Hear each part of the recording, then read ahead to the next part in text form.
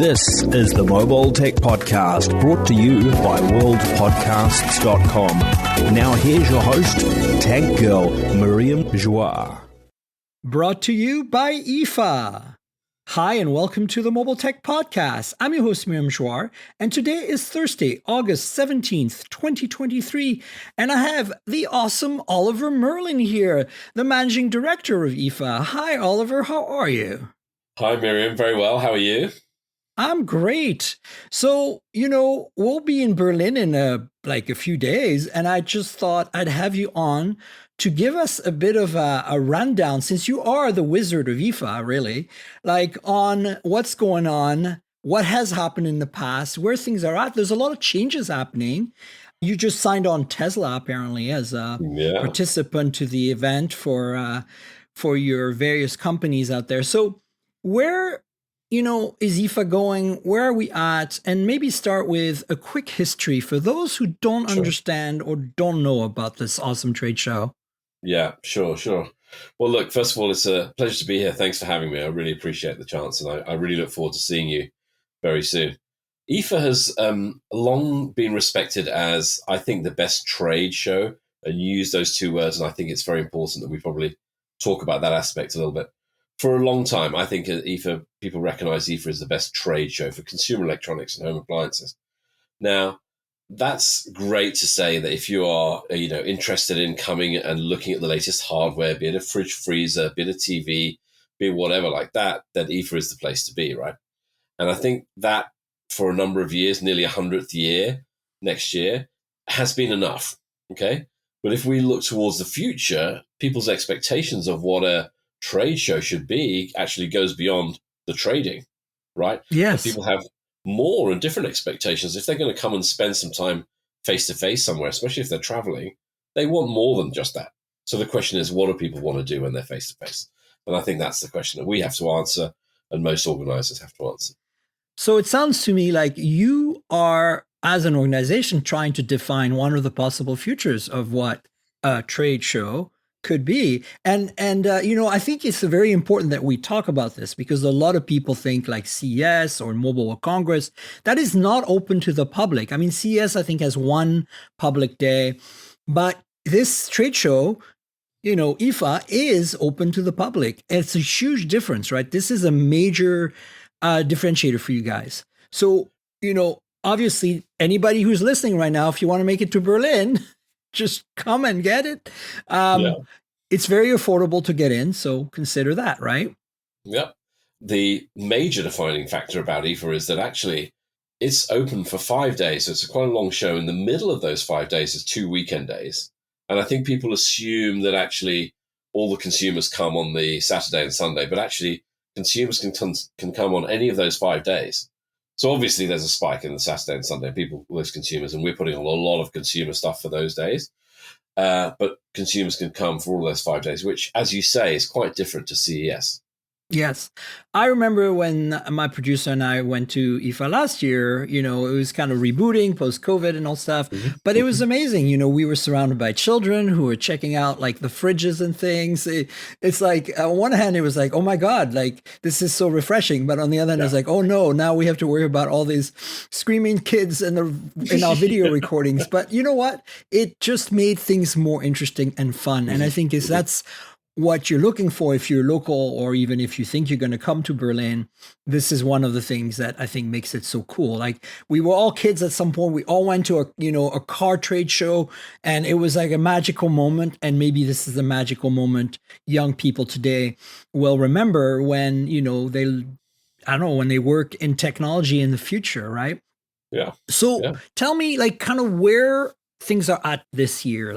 What's different this year? What are you kind of trying to get out of it? And where do you think that an audience that's tech savvy like mine, should be paying attention for IFA? Sure.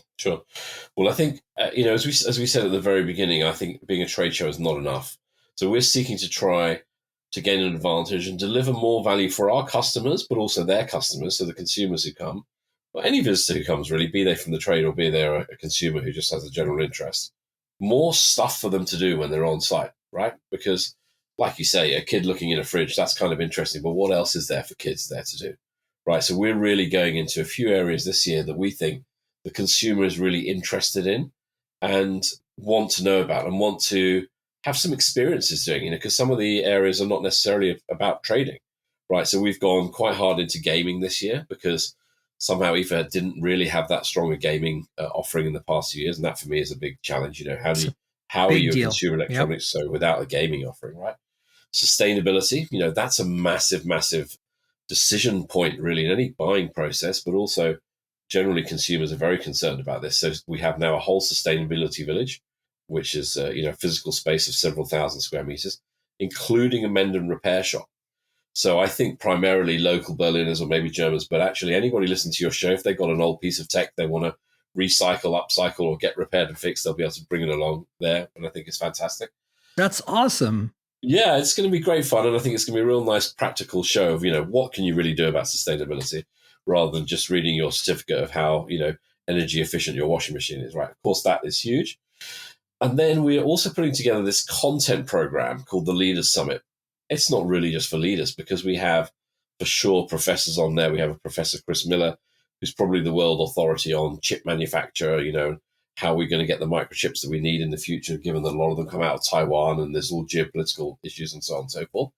And we also have Kwemelkop, who's a gamer with like 15 million YouTube followers, so we're really trying to provide that wide spectrum of interest topics to a wide variety of people and not just sort of buyers from a buying group and what might they be interested. We're really trying to expand, and push that.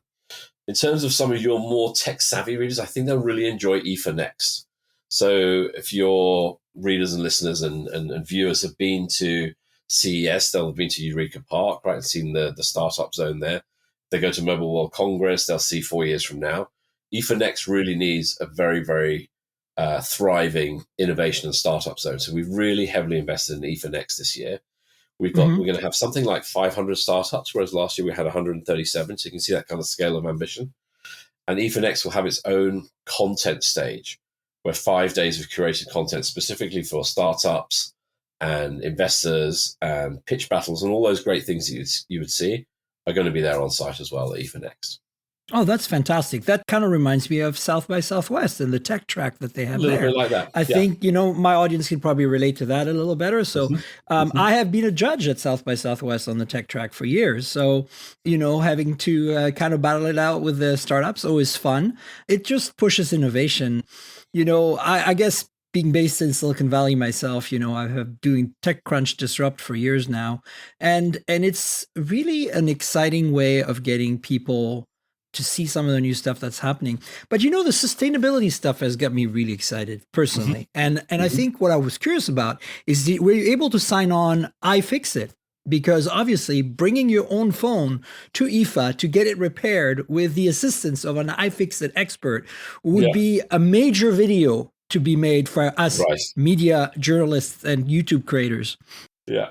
Maybe we'll do that for next year. What we've done so far is use local organizations who are going to do it in their time on the Saturday and Sunday only. But that's actually a good start. So yes. Will people be able to bring their broken phones and maybe fix them themselves? Okay, great. Yeah, absolutely. Yeah. So there'll be like a full 2-day workshop where people can bring their old tech. They can either put it in for kind of recycling and upcycling and whatever, or they can wait and they can come back either later on that day or the following day, and the guys will have fixed it. And I think the other thing you have to kind of talk about, Oliver, I think is the venue, right? This is Berlin, and it's not just Berlin, it's Messe Berlin. And Messe Berlin, it's got such a personality as a site, And, there's that little lawn in the middle, and you've got the stages set up. And, that's why, I brought up South by, because I feel like a lot of people think of trade show as this very sterile. You're in some kind of conference hall, like this gigantic thing like CES, or even MWC, which is in a newer conference center, but it's still very conferencey in that sense, Yes. I think this is one of the things that makes IFA so special, in my experience, is you get that kind of like more like hot dog stand vibe, and you're outside part of the time, and you can sit out there and enjoy a break with the birds singing, and it just makes it feel really special. Well, you're right. It's the city itself is fantastic, and we're doing a lot with the city. When anybody's in Berlin now or can see it now, we've got this project called Paint the Town Red. So red is starting to appear all over the city on those columns around the Messe, in the airport. Now you can see all these red kind of adverts, which is good. And then, yeah, you're right. At the Messe Berlin, they've got that lovely kind of lawn outside, and we've invented a concept this year called IFA Outdoors. So in that garden area, you're going to have a big co-working space, which has been sponsored or put on by Mindspace, which is one of the local, Mindspace. So that's fantastic. So we can actually, sit down, plug in. You could sit and write some of your stuff outside. There obviously is going to be a media room, but you could do it outside. And yes, you're right. Lots of food trucks, that real festival vibe. And in addition, weather permitting, hopefully, come on Berlin weather, we've invited a lot of the sports teams from Berlin. So there's one of the soccer teams in Berlin, Union Berlin, who we've got a big partnership this year. They're doing really well. They're in like the Champions League and so on. Their whole team is coming, and there'll be photo ops and signatures and merch opportunities for all the kids. So yeah, we're really going to try and get that family festival vibe outside in the garden this year. Yeah, for sure. Oh, that's really great. Yeah, I think that's going to really go over well, especially with, primarily German audience, right? Obviously, I know for the visitors, for the non, tech journalists, tech business people, it's obviously a majority of people that are not too far away, right?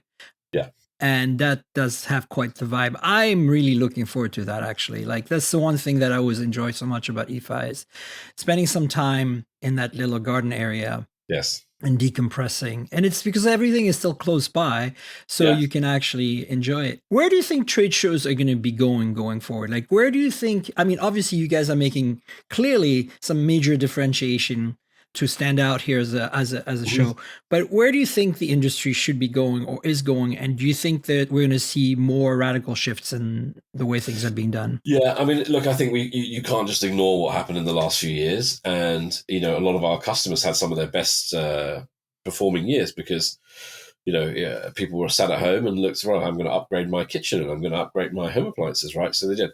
And during those few years, nobody was going to shops and nobody was going to a trade show, right? So business still happened. So you can't ignore that. That genie is out of the bottle. On the other hand, face-to-face is back in a huge way. The pent-up frustration of people to interact and talk and even do deals. The trading element is still there. No doubt there's, IFA is still a hugely important trading platform. But the question is, what else? Right. What more? Yeah. So then you're really getting into the mode of, trade show organizers really having to think like festival organizers, right? Concert goers. We haven't gone huge on the concerts this year because we've got the 100 coming up next year. But you have to think about what else is it that people want to do when they're meeting face to face. They might just want to sit down and have a drink or have, intimate meetings or whatever. So it's not just about these put on a huge exhibition stand and let the customers do their thing. You've really got to think. So we're having good conversations with a lot of our customers, and some of them are very forward thinking. They're obsessing already about Gen Z. Some of them even thinking about Gen Alpha, the next gen that's coming up, right? Teenagers and so on, who haven't got purchasing power now, but in a few years' time, not many, 10 years' time, they will be, right? So you need to plug into them now and understand how they want to interact with you and them and each other and technology and so on. And so that doesn't come overnight. If you're not in the game from now and developing that kind of brand affinity and brand, warmth and love, let's say, you're not going to get it because you won't have the credibility. And so a lot of our customers are now realizing it's not about, if I offer a 20% reduction for people at IFA, people are going to buy my product. No. Yeah, you have to get your brand loved, and getting your brand loved offers maybe opportunities to interact with your customers and your consumers in a different way. Not so transactional. It's really more than the products. It's about the kind of the culture of tech, really, right? Correct. And, for better or for worse, there is such a thing. I know a lot of people are a little tired with the culture of tech these days for various reasons, but I still think there's so much to be had there. Mm-hmm. Every time I go to IFA or another trade show, I see innovation. I see things that are going to make people's lives better and are really worthwhile. And I think that, to me, that's kind of why I think trade shows still matter. You summarize it really well, but overall, I think that there's a bright future for them, mostly because as a human species, we're really a face-to-face species, And technology is just ongoing. It's something that is a part of, humankind. We've been creating tools and making things since the very beginning, right? Mhm. So I'm actually super excited to be seeing you and everyone there. And I'm sure my audience is super excited to hear what's coming out of IFA in a few days. Any final thought that you want to share with the audience before we wrap up? No, I mean, look, IFA is a lot of things historically to many people. I think come with an open mind, bring two different pairs of shoes because you're going to do a lot of walking. And prepared to be wowed, and as you say, have your imaginations and your to be inspired, because as you say, technology is always changing and it never kind of fails to amaze you about all the different things you see from one year to the next. Fantastic. This is the new chocolate factory, IFA. That's right. Trade That's shows. right. That's Yeah. right. Yeah. Yeah. Awesome. Well, thank you so much, Oliver. I Thank you. really appreciate having you on and chatting with us about IFA. Yeah, well, I'll see you in Berlin very soon. Thanks for having me. It's been an absolute pleasure. Yeah, see you in a couple of weeks' time. Thanks so much. Cheers. Thanks a lot. Bye. And that's it for IFA. Lots of cool stuff here. Anshel, thoughts on IFA? I don't think you're going, right? No, not this year, unfortunately, but I do think it's a good show, especially if you love appliances. Yeah, I think so too. But they do have some phone announcements. Honor is definitely going to be there and has something we're going to talk about. And of course, I just wanted to share the dates with the crew here because we didn't mention them, but it's 1st to 5th of September in Berlin. So coming up very soon. Folks, I'm with Anshel Thag of More Insights and Strategy, who is an awesome, awesome person and an analyst. And we want to talk today about some news items, but kind of put them in context of, our market here in the West. These are all mostly Chinese phones or, foreign market phones like India, etc. And, Anshel always has an interesting take on these things because he sees the whole as a whole. So, yeah. So, the first thing I want to talk about is the new Xiaomi Mix Fold 3 that was just dropped this week. And honestly, it looks super hot and it seems to, click all the boxes, tick all the marks. And I'm kind of curious to hear your thoughts on this thing. Like, it's obviously China only for now. They might make a global version, but in the context of Samsung being so slow at evolving their foldables, or at least it seems like, where do you think, this fits in? I think the problem with some of these awesome Chinese phones that we're seeing is that a lot of them end up being China-only exclusives. And because of that, there's no competition or not enough competition outside of China. So I feel like we've gotten to the point where there's almost two different smartphone markets. There's the Chinese smartphone market, and then there's the rest of the world. And even like some of the traditional markets where, Xiaomi, Oppo, Vivo play, they're not the same as the Chinese market, and they're not as aggressive on pricing, and they're not as aggressive on like getting the devices out and market quickly. It feels like the Chinese market is where you see the most competition. And I think even when you look at like something like MediaTek, a lot of their flagship is all in China. So it's just weird to see that the most competitive smartphone market in the world is China, but we don't really see that competitiveness anywhere else. Yeah, and it's vexing for those of us who are phone fans and fans of tech in general, like my audience, because we're like, okay, these are all great phones, and of course we can import them. Unless it's a Huawei phone, you can install GMS and get all the Google stuff working. There are a few caveats in there. Usually you can't change the launcher or the text messaging app, and there's a few little other things like Google Pay won't work or whatever.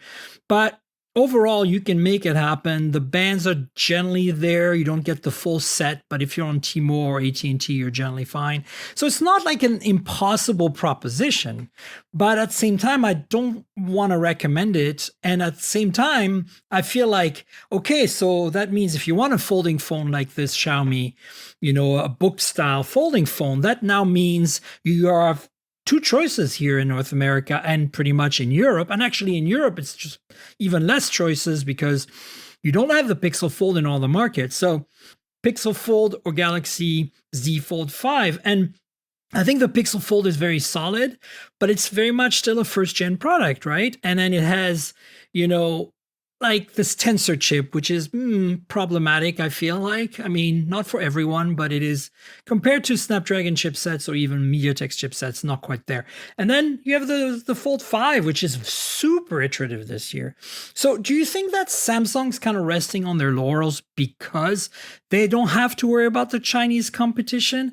Because their primary markets seem to be Western markets. Does Samsung even sell in numbers in China right now? I don't think so.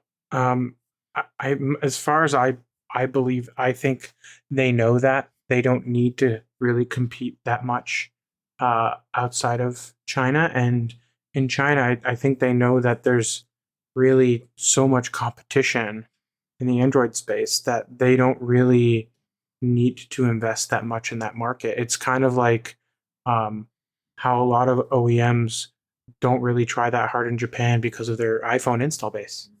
Yeah, and before that, the crazy flip phone feature phones that they used to have that had like every camera fancy feature you could imagine, but it still had a T9 keypad, which they still sell in Japan. Actually, there's a whole market for that there.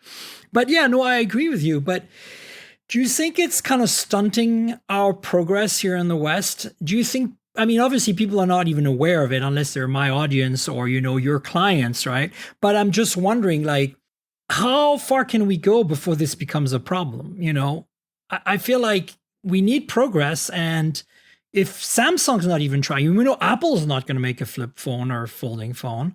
So where does that leave us, right? Yeah, I mean, I think we're already kind of feeling the effects of it, especially with the Fold 5.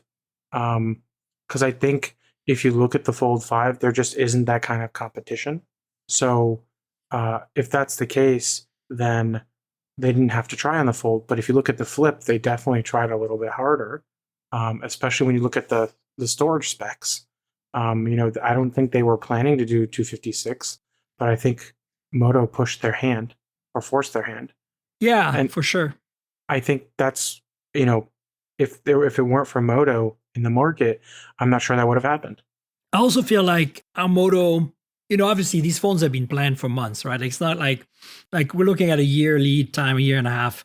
So obviously Samsung and Moto have been working on these full screen cover screens on the flip folding phones for a while, probably without knowing each other doing it, right? Unless there's some kind of espionage in there that I'm not sure aware of, but I don't like conspiracy theories. So I just feel like, you know, what by the time Moto launched the Razr Plus, Samsung was like, okay, so they have a full screen, you know, full size cover screen or whatever.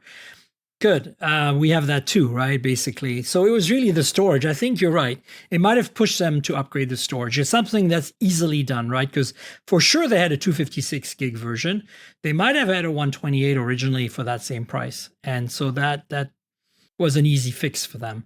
But I do feel like there is, you know, a kind of a wild card in this discussion, and that's like Oppo OnePlus, right? Like if OnePlus, I mean, it's a matter of when, I think right now, it's very clear they're working on a fold style folding phone for North America and Europe, which may or may not be identical to the Oppo equivalent, probably because of pooled resources, I presume.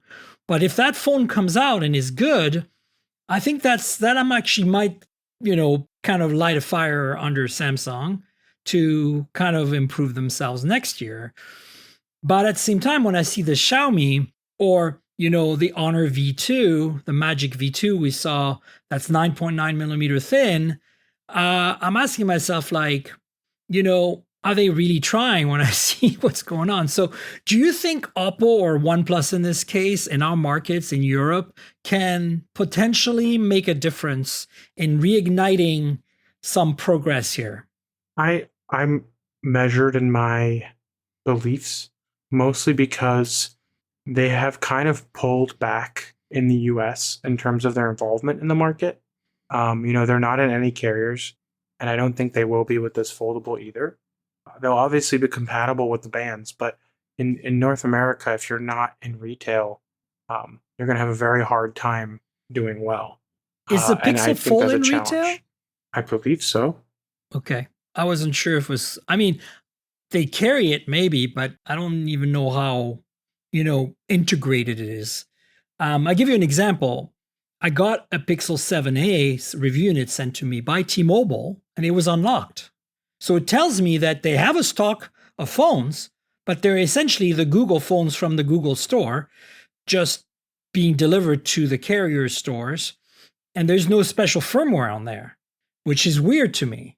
It could have been a kind of a fluke because it's a review unit and they got them early on. I don't know, but I'd be curious to know if folks you're listening and you're, have a Pixel Fold or a Pixel 7a, if your device from the carrier came unlocked or not, if you bought it through them. I have mine, but mine was also a review sample from AT&T, and I can't remember if it was unlocked or not. Well, so, this is what I'm kind of afraid of is that, because they don't have a carrier presence, OnePlus anymore, it's just not going to make much of a dent. But at the same time, if they are available through retail, like Best Buy and B&H and Amazon and, their own website, I do believe there's going to be a niche. I mean, we're talking about a niche already, right? Like the folding phones, like especially the book style. And I think that, the people who are tendency to buy these phones are pretty tech savvy or power users. They're more likely to cross shop, right? They're more likely to be willing to, maybe get a deal through Best Buy on their new line or whatever, if they can amortize the cost without paying full price, right? So I think there's some potential there, more so than, say, a OnePlus 12 flagship. You know what I'm saying?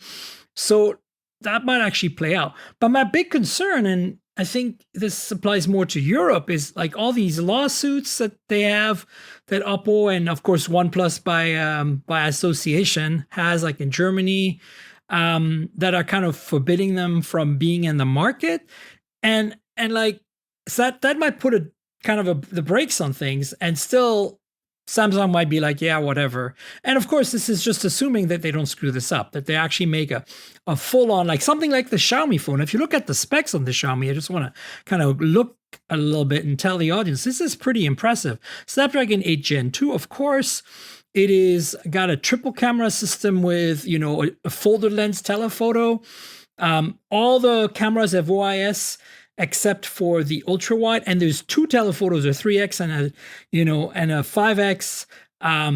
That's really impressive, honestly. We haven't seen anything like that. Even the Pixel Fold, I mean, it's pretty amazing, but it's doesn't have that intermediate 3x telephoto, which you may not need with super res zoom and a large sensor. But look, if you look at the specs on this, it's very impressive, including wireless charging, which you don't see on a lot of Chinese phones, so like, 50 watt on top of that. I know it's something. So this phone, doesn't mess about. It's using Samsung's best display, the E6, OLED. It's got pretty good specs all around, and pricing is pretty competitive, of course, because it's Xiaomi. So it's only 10.8 millimeters thick, so it's about a millimeter thicker than Honors. If you're gonna be that picky at that point, it basically means this thing's gonna feel like a normal phone when it's folded, right?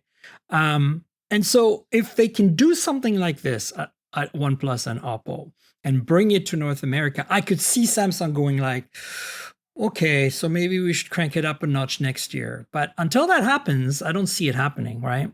I wouldn't even see them crank up a notch unless there's meaningful sales. Well, that's true too. Yeah. And that's the big question mark, isn't it? Especially about the carrier channels. And Samsung pretty much dominates in sales. It doesn't matter what you're looking at, really, like at this point, if you're looking at the A series or S series or these folding phones. So it's like, the Razr, I love it.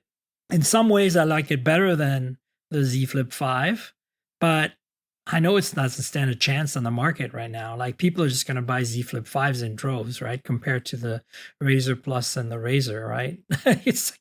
It's kind of a bummer because I think for once Moto made such a solid phone, Have you played with it at all? I use it extensively and I love it. Yeah, it's good, right? I'm slightly more tipped toward the Razr than I am towards the Flip. I'm Me too. I'm a sucker for aesthetics, and I just feel like the cover screen on the Moto is just better integrated, and I actually think the cover screen software on the Moto is very good. Yeah, I think that what makes the Z Flip better, as I mentioned in my review, is it feels like such a monolithic brick. Like it feels so like the razor tends to flex a little bit, and that's not a bad thing. Just so you remember that when you drop a phone, the phone needs to have some flex.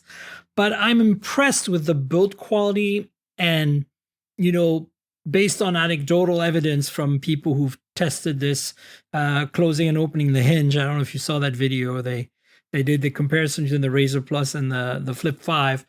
And they actually did it with humans closing and opening the thing, like taking turns over like hours and days. And what they found was that, the Z Flip 5 outlived the Razr in the end. So I'm impressed with the durability. I also visited their test labs in, Korea, and I did not think they abused them that much. Like I kind of know what a test lab should look like. I've visited them before, but considering these are folding phones, like holy crap balls. But the verdict's still out. For me, I think where the Flip is better in terms of software is the widgets. I think the widgets is like if you're just an average user and you don't care about running apps on the front screen, I think Flip is a better option. I think that if you're like us, a power user, and you really want to be able to triage your Gmail in the Gmail app right on that front screen, there's only one way to fly, and that's this Razr Plus right now, So yeah, the Xiaomi phone, I hope they make a global version so those of us who want to import it at least get all the goodness. But it's not looking very clear. And also, this is not coming to the US. Our best chance right now, our third player, is going to be OnePlus/Oppo. And that bums me out, honestly. And yeah, the flip phone situation, there's really nothing. We have the Z Flip and we have the Razr, and who knows if the other Razr is coming to the US right now. It's not out yet. It's out in some markets. The reviews are out there. It's not that cheap in other markets either. So if that does come to the US, it needs to be cheap. Like I've been hoping for $699, and if they can hit that, it's great. But then you have the problem, right, Anshel, and you correct me if I'm wrong, is nobody cares about the price of the phones in North America. They just buy them subsidized, right? Yeah, I mean, there was a moment when people did care about the price of the phones because the carriers were, no longer seeing subsidized as a business model for I think maybe 2 years, and then they went back to it. But yeah, I think not only has subsidized grown, but it's also become longer, right? We now have 3-year refresh cycles instead of 2-year, which lowers the payments. But it also kind of acknowledges that the refresh cycle is now more than 2 years. Yeah. So, I don't know. I'm kind of hoping that, Moto still does this phone, because I think it'd be nice to have a $699 folding phone, that just cranks the spec sheet down just a notch, not so much. The design is the same essentially, right? Like we're looking at the same hinge, same, chassis, same display, the main display internally.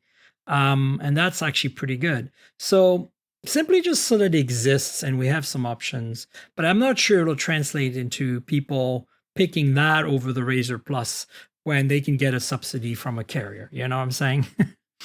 So, I'm a bit bummed this week is what I'm saying, because I just reviewed the Flip and the Fold from Samsung, and there's all this cool stuff happening abroad. And I'm like, we're not getting any of it, or maybe some of it with OnePlus. And now that I've used more of these folding phones, the Pixel Fold has become my go-to in folding land. I'm really happy with the form factor, particularly, and the cameras.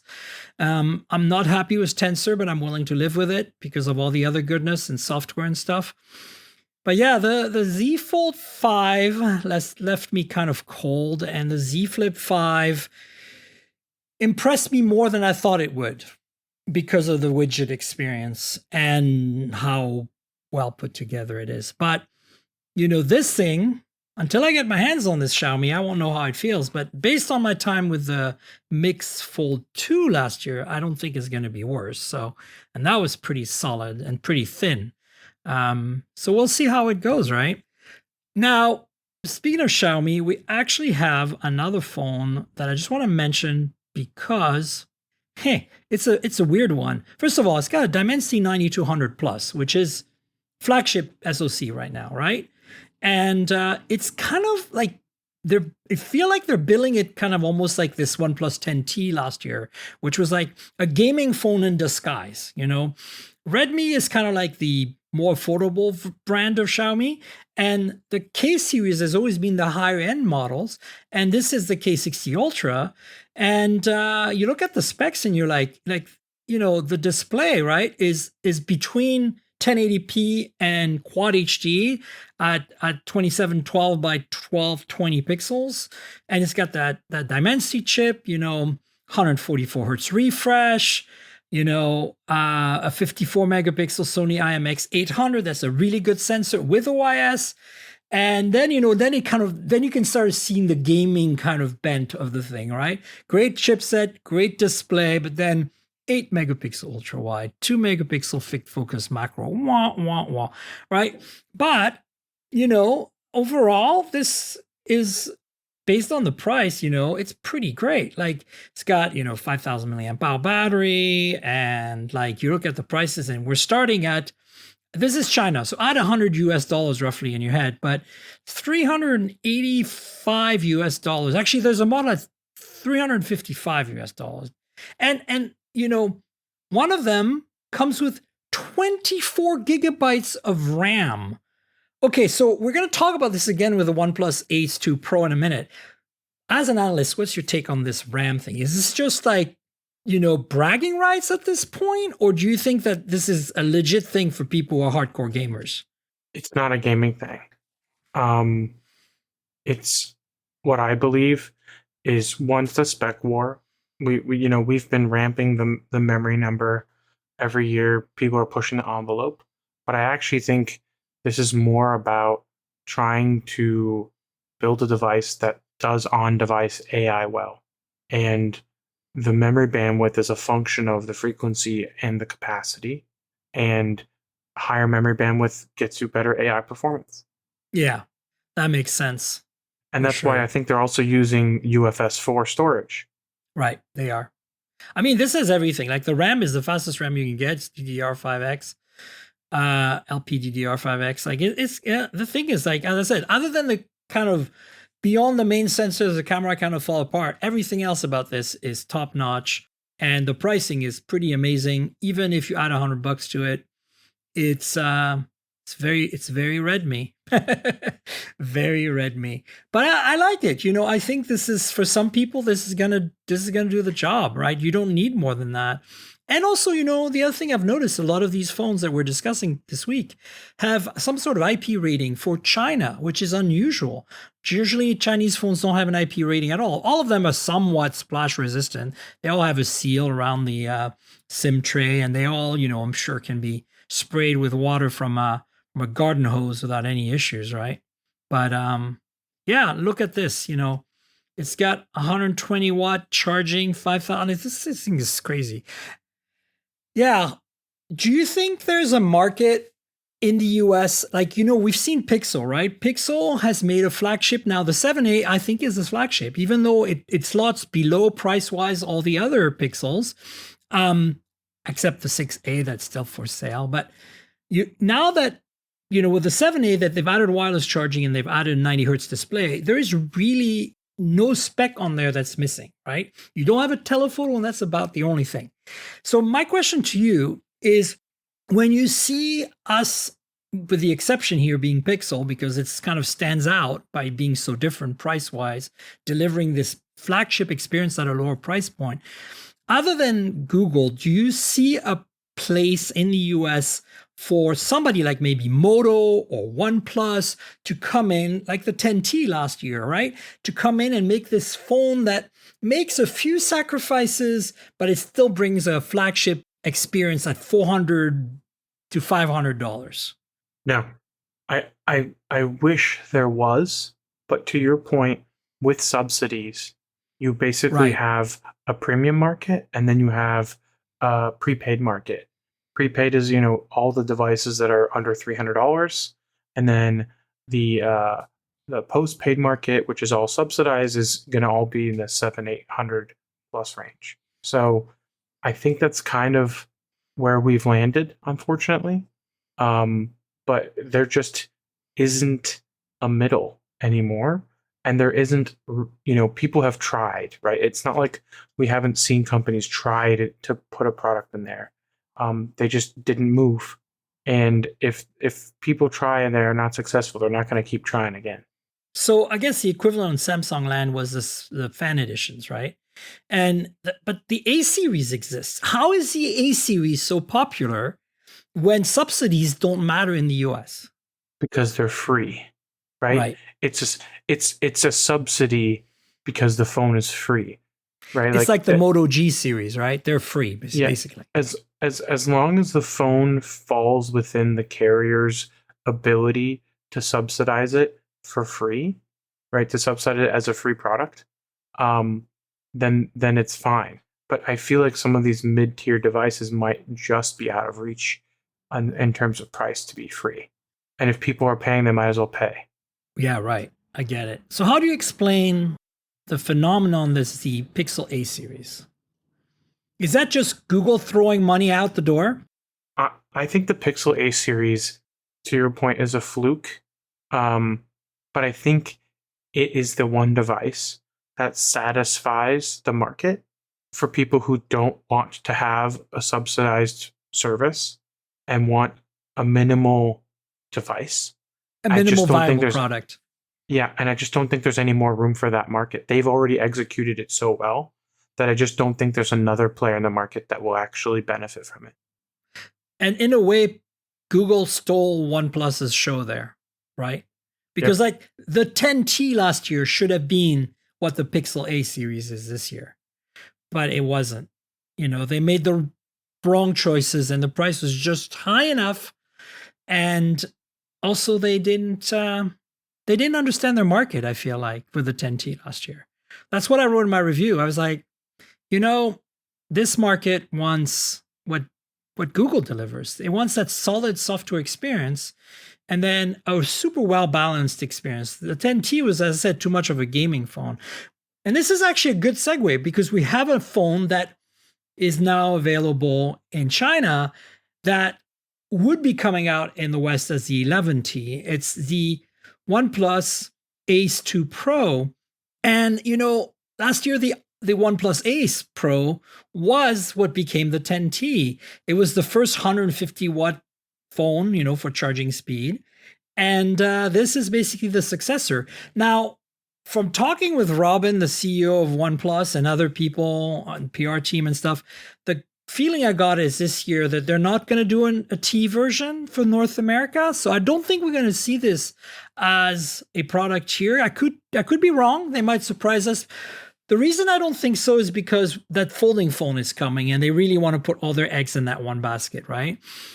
But you look at the specs on this, right, on Shell, and it's like, again, it's very much just this Xiaomi K60 Ultra we just talked about. It checks all those boxes, and this one has a Snapdragon 8 Gen 2 instead of the Dimensity 9200 Plus. But then, they kind of cut the corners off at the camera. The main sensor is fine, but the rest is meh. And it's got that crazy charging speed. But yeah, basically that's all you get. You basically think of it as a OnePlus 11 5G, but slightly detuned even further. And higher charging speeds. And the 24 gigs. Right. Oh, there we go. The 24 gigs again, which, by the way, this is the third 24 gig if we count the Xiaomi as well, because Red Magic announced 24 gigs as well on the 8S Pro, but I think not in North America, in other markets. So yeah, 24 gigs. I don't know. This thing is, the more I look at the specs and the more I remember what the 10T was, the more I really hope they don't bring it here because it would just muddy the waters so much, right? It's like, What are you doing? Well, I just think there is a type of user that doesn't care that much about the camera and cares more about just like the phone's specs in terms of performance. Yeah, but this is my point. Like, you look at the cooling system in the 10T last year, that was it just screamed gaming phone to me, right?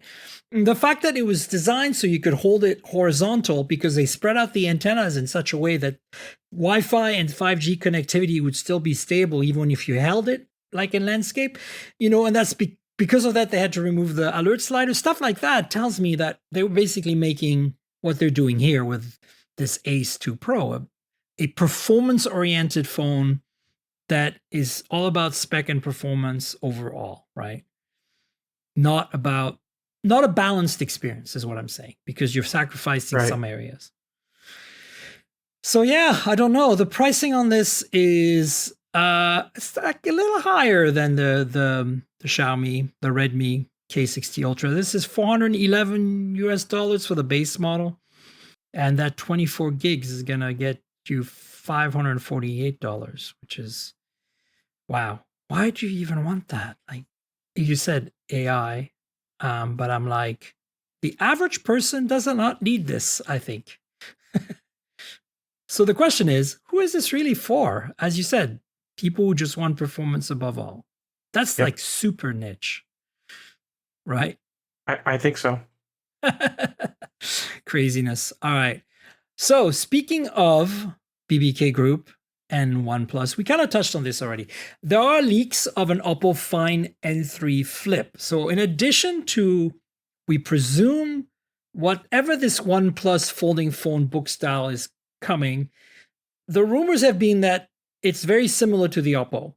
And then on top of that, Oppo has been working on a Find N3 Flip to, a successor to the flip phone they made, which was well received. This and it was launched at MWC. And I have one and I love it. The camera is particularly good on that phone, despite no OIS, because of the Mary Silicon X chipset, additional NPU, right? So this thing is a leak of what the design would look like, where it's very similar to the old one, but it's now featuring a triple camera system in the front, which means they added a telephoto. The rumor on this telephoto is it's a 32 megapixel telephoto. And based on that alone, I think this is the same telephoto we've seen on the Flip N2, the book style one previously. So it's the 2x telephoto. It's really just kind of like for sensor fusion. It doesn't really, give you the kind of 3x, 5x, 10x telephoto experience you think of. It's more of a portrait lens. And we've seen that actually on the Oppo Find X5 Pro last year. That did not, it just had a 2x telephoto and everybody's scratching their head going, you can do 2x with the main sensor just fine. What are you talking about? But the optics are such that it's more like optimized for depth of field and for, 50 millimeter type portrait photography and stuff. So I think that's what we're going to see here. I am excited though, because they put the OIS back on the main camera, which they didn't have on the Find N2 Flip. What's your take on this thing? I'm looking at my Find N2 Flip and it looks very similar. Right. It does, doesn't it? Yeah, it definitely feels very iterative. Yeah. That vertical screen is fine, but you kind of have to turn the phone in sideways to really use it like effectively. Yeah, it's not great. So it's kind of a disappointment, to be honest. I thought they were gonna, maybe change that. I almost feel like I'm happy that Oppo and OnePlus are doing a Find 3 clone in the US instead of doing a Find N3 Flip clone in the US. Yeah. Oh yeah, for sure. That's what they need to do. Yeah, I feel like now I know why. Yeah, faster charging too, which is pretty cool. I don't think we'll see wireless charging in here, which is the one thing I also missed on the Oppo Find N2 Flip. But, I agree. That's not what China is about. That's why I was really surprised that Xiaomi, Mix Fold 3 had wireless charging. I really didn't think they're going to put it in there because they only seem to do that on their flagships like candy bar tile. So anyway, we don't know too much about this phone, but there is an event supposedly coming up late August in China that might launch this phone alongside maybe the book style folding phone that might eventually be related to or come close to being similar to the OnePlus Open that we've been discussing. That name, though, I don't think I can get around that name. What's your analyst perspective on that name? It's going to confuse the hell out of people. You see, I feel like this is like, it sounded different than Fold, and it sounded different than, anything else out there. And they're like, it opens new possibilities or whatever. That's kind of like, it's such a Chinese kind of cultural kind of thing, right? Like, I hate to say that but it's totally, I can see somebody there thinking it's the best thing ever. And then we're all looking at it going like, it doesn't resonate with our market and our audience here. And it's hard to explain to people because they're like, but what do you mean? It's so awesome. And like, I think they should call it the OnePlus Flex. That would be better than Open. If There's you a want lot to of go things. Fold, I kind of liked OnePlus V, whatever it was, V Fold. It's a little too close to Techno, I guess. Techno has the what are they called? The V Fold as well. But look, I don't know. I'm just bitter this week because I can't get all these cool phones here, and I want people to experience a better folding phone experience. Ah, man. Well, so let's finish the roundup of folding phone rumors here because Honor. So we know pretty much because Honor already announced the Magic V2, which is their current flagship folding phone. It's a book style, and it's 9.9 millimeter thick when shot, which is crazy. I think it's less than 5 millimeters when it's open, which is also crazy. And so far that's China only. So I am 100% sure, like I think we all are, that this is coming to IFA as a global model, right? But ta-da, we now are hearing rumors that there's 2 more. Like I don't know what to make of this. Like, what do you make of this? There's this like rumors of a slim version, even thinner, I guess, and then a light version. A light version would be detuned spec-wise. To me, I think this makes no sense. They should make an Honor Magic V2 Flip. Like they don't have a flip phone yet. That's what they need, right? I mean, yes, I agree. I think flip phone is the next natural progression after doing a fold, right? Generally, it's a higher volume product than most of the folds are.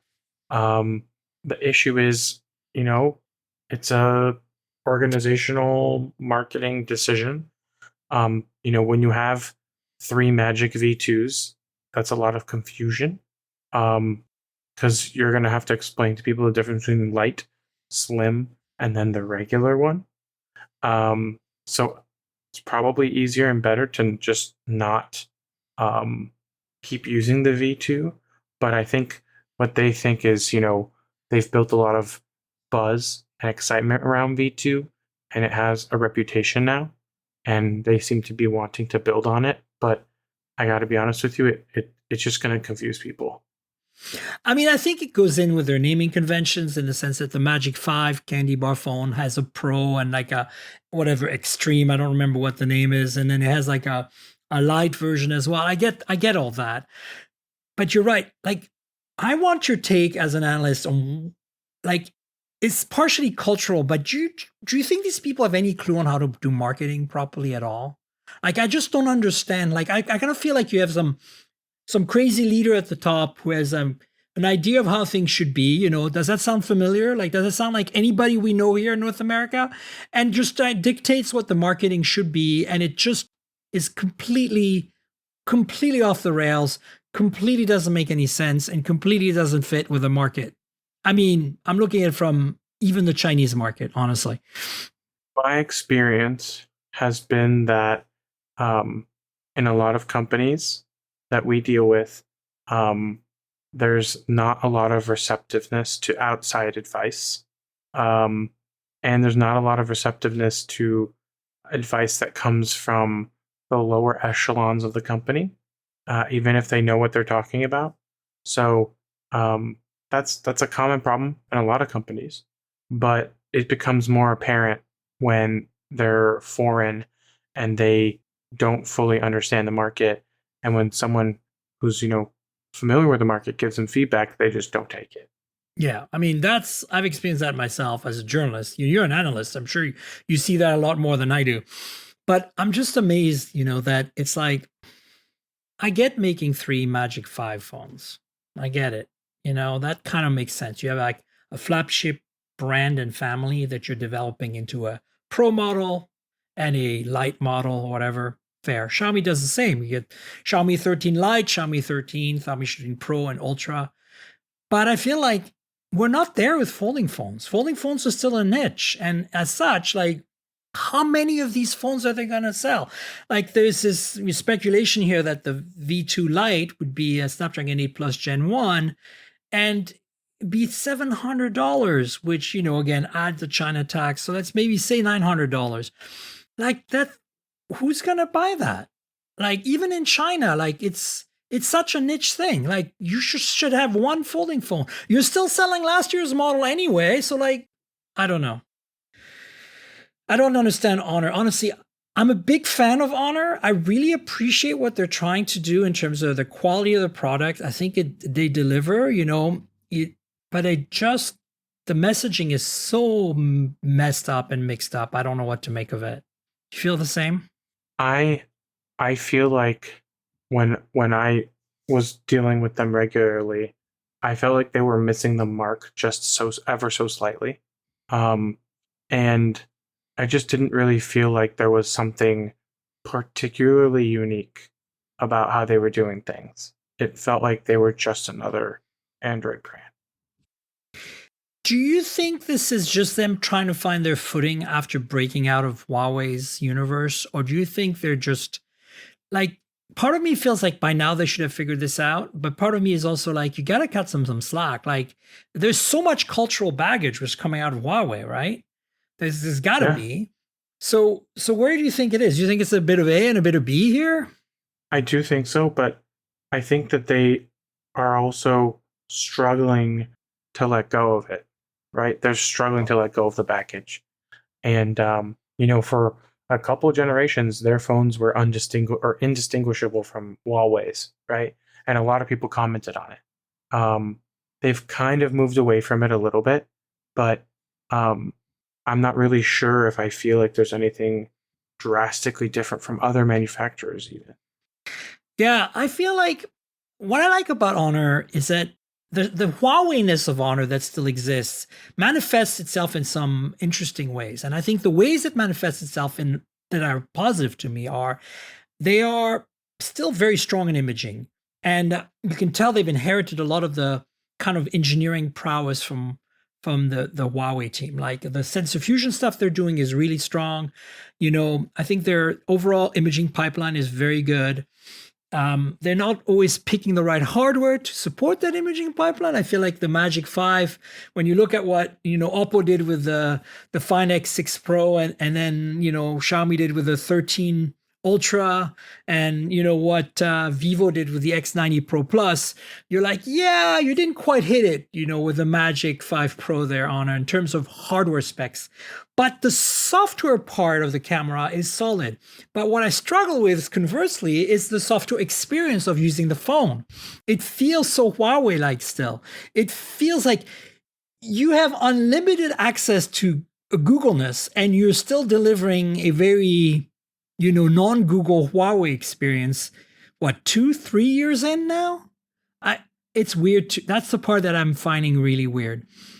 Hardware-wise, there is still a family resemblance in a weird way. It's kind of growing apart slowly, but I don't mind that because Huawei phones were awesome. And, if Honor inherits some of that goodness and build quality materials and design choices, I'm not against it. How do you feel about all that? I want them to be more unique and take the good that they inherited from Huawei, but also, be unique. I just feel like, to your point, I wasn't really that impressed with how some of their photography looked compared to the competition. And it was interesting because they got really good review scores on paper. But I just didn't feel like it really resonated with me like others had. Yeah. And again, I took some incredible photos with these phones. At the same time, I'm like, I take incredible photos with my Pixel too. And they're way more consistent. And their hardware is not nearly as exciting. And I take pictures with my Xiaomi phones And again, there's less consistency, but when I look at the overall results, you can tell that, like some of the hardware choices that Xiaomi and Oppo are making on their high-end camera phones right now, you can see that in the photos, like the depth of field things, like things like that. And it really pays off because there's no processing involved to get there. It's just purely the physics of it, right? Whereas you know that Google's doing it with the crutch of AI, but doing a really good job at it, right? So it's like, I don't care how you do it. I just want to see good photos, right? And so with the Magic, I always found like it's almost there, but it's not quite. And then sometimes I take a photo, I'm just like, blog. And one times I take a photo and I'm like, yeah. And it's like way too all over the map. Whereas Xiaomi is generally okay overall. And then and then there's Google, and this is why I can't put down the Pixel Fold right now. It's like every time I take a picture, even though the sensors are lesser than the 7 Pro, I'm blown away. I look at it and I'm like, how the hell did this phone take this photo? And I think the average person doesn't care. They just take a photo and they're happy or not happy with it. But for those of us who, like you, are camera people who understand how imaging works, who, still shoot with real big glass and sensors, we see that stuff and we care, right? Yeah. I mean, for me, honestly, what's keeping me from using a Fold daily is the camera. Yeah. Yeah. And it's changed for me with the Pixel Fold, honestly, except for the, the fact that Tensor gets too hot and, oh, man. When I was in Korea, I actually used the Fold like the whole week to take a lot of my photos there. And it was so hot there, like 112 perceived temperature when you were outside, like an oven, 96% humidity. Like the real temperature was actually only like 98, which is still really crazy. But my point is, literally, I would go outside and my Pixel Fold became a hot mess, like in my pocket. Like there was nothing I could do. It didn't matter if it was idling. The thing could just not be used, And so that's what you should expect. If you're in Scandinavia, buy a Pixel Fold. That's basically the takeaway. Don't buy a Pixel Fold if you live in a hot climate. It's not just a Pixel Fold. It's all pixels right now. But, it's pretty bad. Like, how the Z Flip 5 and Z Fold 5, if you open the main screen and you're outside in the sun, they'll maintain that extra brightness, that 1700 nits, like for a few minutes, like they will give you that experience, and then eventually I'll be like, okay, I got to tone it down now. My battery's going crazy. My display is burning. And you're okay with that. I'm okay with that. But the Pixel Fold, 30 seconds, max brightness. That's it. Like after that, just cranks it down. And so you're outside now in this bright sun and you can't read your display anymore. And you're like, $1,800 on Shell. I know. I didn't pay great. That, and these other things I'm talking about, if you can live with that, then the reward is this awesome form factor. I really love the Passport, like the wide, not so tall front screen that's super, super usable one-handed, and the camera system, and overall, it's less fussy of an experience than One UI. One UI gives you everything but the kitchen sink. I think that for some people, having the ability to window and to like rearrange everything exactly the way you want especially on the big screen on the inside is a big deal. For me, it's just, I just want more screen real estate. I want to run Google Photos and edit my photos in Lightroom or whatever with more room. That's all I care about. I don't care about like running 3 side-by-side apps or whatever and having the dock and all that. No, I don't care. It's just, so that's why the Pixel Fold works for me. But I do appreciate that Samsung went the extra mile for that functionality. But then they gave us One UI, which is, I don't know. I can't do it, man. You've been using a Z Flip and Z Fold, no? I have both. Okay. I can't say that I've used them enough to form an opinion because they arrived last week and I've been gone most of this week. So I'm going to take them with me to like actually use them. Right. But yeah, I've been using the Fold 4 for a while, and it's not that much of a departure, as we know. It isn't. So how do you feel about One UI on Samsung phones? I'm used to it, honestly. It doesn't really bother me that much. And yeah, It's really my problem is just that sometimes it gets sluggish. That's really my main complaint. I did not run into that with a Z Fold 5, so I think you're going to be okay on that. The 8 Gen 2 is such a great chipset, right? That I think you're benefiting from that. That's, it's one of the little, like, I don't want to sound like the Fold is completely useless. I feel like the Fold 5 is extremely evolutionary, but some of the details really matter, like the chipset, right? Like compared to the hot noodle that is the Tensor in my Pixel Fold, like it's a no-brainer, right? So if you get excited by the tiniest change and detail, then I think you can possibly be happy with a Z Fold 5. But I wanted more. I wanted better cameras. I wanted a better battery. I don't know. I don't like that form factor either, too narrow and tall. What are you talking about? You wanting improvements? I know, craziness. What am I talking about? In this economy? Yeah, no, it's not going to happen, right? We have a couple of more items I want to just quickly poke your brain about. First one is this is going to get you excited, I think, because I love my Galaxy S23 Ultra, and it's getting a software update that includes a optical quality 2x zoom, which it doesn't have right now, which means that if you hit the 2x button, you're going to now get a proper crop of the sensor without, some weird, interpolation that was going on before, and it's going to hopefully be better. Now, of course, you're going to be, at the mercy of less pixel binning, because now you're grouping, instead of like, 16 pixels 4x4, you're now grouping 2x2 from 200 megapixels. So in low light, you might lose some, but I think this is good news because Pixel's been doing it, Apple's been doing it, and Samsung really should have been doing it. And I love the fact that here we are 6 months in and they're still like improving this camera experience, which is really, really great. I think they've done a good job, constantly making the phone better because they release one phone for the whole year. And, they're going to aggressively discount these for the holidays. So they're going to want to move more units and, adding more camera features and keeping it more relevant, I think is a good thing. As somebody who uses the S23 Ultra a lot on a daily basis, I can tell you a quality 2X is sorely missed. I use 2X so much on Shell. I'm mostly shooting 2X these days on all my phones. Well, I'm forced to shoot 3X because there is no good 2X. It's a big deal. I think that, I don't know who wrote this article, but I remember reading an article recently on one of the Android websites about how, I think it was actually Rita over at Android Police that wrote this. And it was basically how 2X is the sweet spot. That should be the default main camera on any phone. That really we should be moving away from a wide angle main sensor to a 2X regular main sensor, and then have maybe a couple of ultra wides to choose from, and then a couple of zoom lenses to choose from. And that would be perfect. That's not going to happen, but we can dream. Fair. But it's true. Like 1X is still considered a wide angle.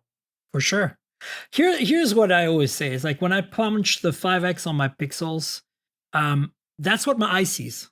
Like if I look at the viewfinder and I look at my eye sees, things are the same size when I punch in at 5X. Now, of course, that doesn't work for most of the photos I want to take. That's why 2X is a sweet spot. But it gives you a good perspective on how wide 1X really is, right? Which is why I like shooting with the 3X a lot. Yeah, for sure.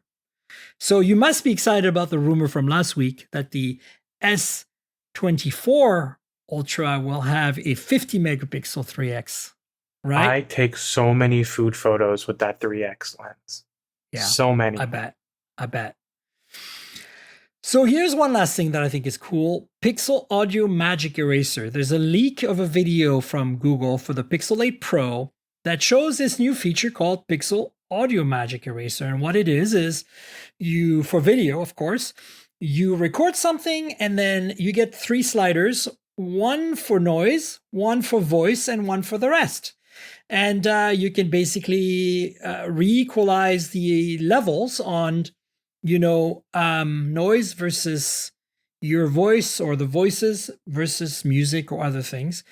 And that's done with AI, by the way. There's a few plugins right now available out there that let you do that in AI, some better than others. But this is exciting to me because this is perfectly in Google's, Wheelhouse. know-how and wheelhouse area of expertise. So I expect it to be really good. Yeah. I'll say personally, there are definitely some videos where I'm like, I wish I could cut out that audio of that person saying something, whether it's inappropriate or it's distracting. There's a lot of times where I'm like, this video would be perfect if I could cut that person out. Yep. So let's see how that pans out. I will link to a bunch of things as usual. I put links to every topic we discuss on the show, so check that out. Yeah. Anshel, do you want to tell folks where they can find you on the internet? I know you write for Forbes. There's a great article you just published today about what the carriers are doing in Maui to deal with the emergencies and the communication needs there. I thought that was super cool. I might actually add that as a link. But tell us the rest of it, your social media handles, etc. So I'm Anshel Sag pretty much everywhere, including Twitter, Instagram, TikTok, and Threads. Don't forget about that platform. A lot of people have. And yeah, I'm also on LinkedIn under the same name. You can pretty much find me anywhere on the internet under Anshel Sag. I'm not hard to find. Yes, and you should definitely check out Anshel's writing on Forbes. You write there pretty regularly. And if you work for a company, hire more insights and strategy as your analyst firm, Yeah. Thanks a lot. And you know where to find me on the internet. I'm at Tank Girl. That's TNKGRL, like the comic book character. Just drop the vowels to get my handle. That's the handle on Instagram, on Twitter/X, on Threads, on, pretty much everywhere. Blue Sky as well. I don't use Mastodon, but there's also LinkedIn. So all the social media networks, follow me there. And then if you want to subscribe to the podcast, we're on all the major platforms: Google Podcasts, Apple Podcasts, Pocket Casts, Spotify, everywhere good music can be found. I found out I'm on Amazon as well. Amazon has a podcast platform, it turns out. But the podcast itself is at mobiletechpodcast.com. So if you want to just listen on the web or maybe subscribe to the RSS feed, that's where you want to go. Also, there is a YouTube channel, youtube.com/mobiletechpodcast, with some videos there. I've got like a hands-on video with the Z Flip 5 and Z Fold 5, for example, and a bunch of other stuff. So subscribe. You know how YouTube works. Like, tell your friends, click the little bell, comment, and all that good stuff. So I'll see you there. And finally, if you want to help me out financially, there's a Patreon. The Patreon gives you a video version of this podcast where you get to see me and Anshel right now. And, there's some bloopers sometimes in there and some extra content when I can find some. So check it out. It comes out ahead of the free audio version. So before everybody else gets their podcast in audio, you can get a video version through the Patreon. So consider helping me out on Patreon, patreon.com/tankgirl. That's patreon.com/TNKGRL. There's also a Discord server you can join that lets you chat with me and a bunch of other perks there. So check it out. And if you can help, I'd appreciate it. If you prefer to help me in another way, there is a link in the show notes you can click through to get to a PayPal donate button. And hopefully you can help me out with a cup of coffee or something. That would be also awesome. So yeah, I want to thank IFA for being our sponsor this week. IFA has been at the center of technology innovation, and this year will be celebrating its 99th anniversary. More than 2,000 companies and 500 startups will be showcasing the latest in consumer electronics and home appliances to 180,000 attendees from around the globe at the upcoming IFA Berlin, set for September 1 to 4. And I want to thank you, Anshel, for being my guest yet again and bring your analytical mind to the table. Thank you so much for being here. Thanks for having me. Absolutely. We will have you on the show again sometime in the future. And folks, we'll have another show next week, so stay tuned for that. Until then, cheers, everybody. This has been the Mobile Tech Podcast with Tank Girl, proudly presented by worldpodcasts.com. You can visit us online at mobiletechpodcast.com.